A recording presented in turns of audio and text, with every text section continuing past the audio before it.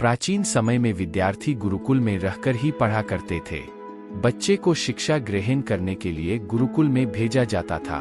बच्चे गुरुकुल में गुरु के सानिध्य में आश्रम की देखभाल किया करते थे और अध्ययन भी किया करते थे। वरदराज को भी सभी की तरह गुरुकुल भेज दिया गया। वहां आश्रम में अपने साथियों के साथ घुलने मिलने लगा, लेकिन वह पढ़ने में बहुत ही कमजोर था।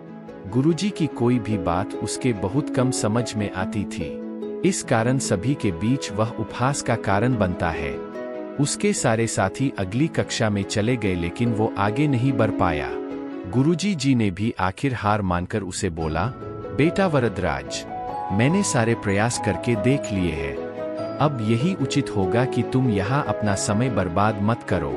अपने घर चले जाओ और घर वालों की काम में मदद करो। वरदराज ने भी सोचा कि शायद विद्या मेरी किस्मत में नहीं है और भारी मन से गुरुकुल से घर के लिए निकल गया। दोपहर का समय था। रास्ते में उसे प्यास लगने लगी। इधर उधर देखने पर उसने पाया कि थोड़ी दूर पर ही कुछ महिलाएं कुएं से पानी भर रही थी। वह कुएं के पास गया। वहां पत्थरों पर रस्सी के आने जाने से निशान बने हुए थे, तो उसने महिलाओं से पूछा, यह निशान आपने कैसे बनाए? तो एक महिला ने जवाब दिया, बेटे, यह निशान हमने नहीं बनाए। यह तो पानी खींचते समय इस कोमल रस्सी के बार बार आने जाने से ठोस पत्थर पर भी ऐसे निशान बन गए हैं। वरदराज सोच में पड़ गया। उसने विचार किया कि जब एक कोमल से रस्सी के बार बार आने जाने से एक ठोस पत्थर पर गहरे निशान बन सकते हैं, तो निरंतर अभ्यास से मैं विद्या ग्रहण क्यों नहीं कर सकता। वरदराज ढेर सारे उत्साह के साथ वापस गुरुकुल आया और अथक कड़ी मेहनत की। गुरुजी ने भी खुश होकर भरपूर सहयोग किया।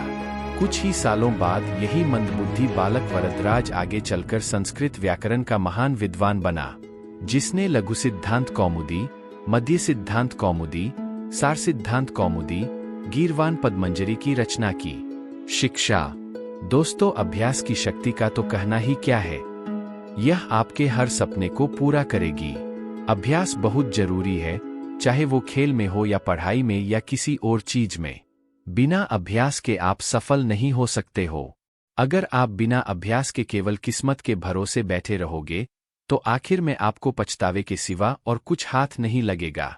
इसलिए अभ्यास के साथ धैर्य, परिश्रम और लगन रखकर आप अपनी मंजिल को पाने के लिए जुट जाए।